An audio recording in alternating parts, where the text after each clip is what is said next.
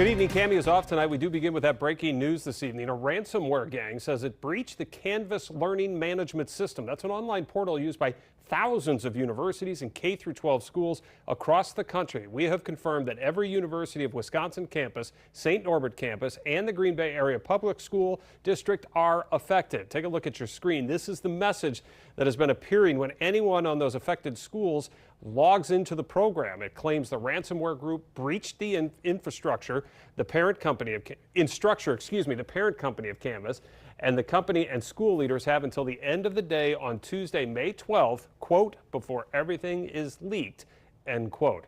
Here's what we know so far. Instructure posted on May 1st about a cybersecurity incident that had been reported and was under investigation. Now, the company's chief information security officer says that information involved in the attack included names, student ID numbers, messages between users, and email addresses, but it showed no evidence that passwords, date of birth, government identifiers, or financial information were involved. On Wednesday, the company reported that Canvas was fully operational, no longer saw any unauthorized activity. But today, students, staff, and faculty are reporting seeing that hacked image. At the same time, many are preparing for final exams. The full extent of the breach is not immediately known.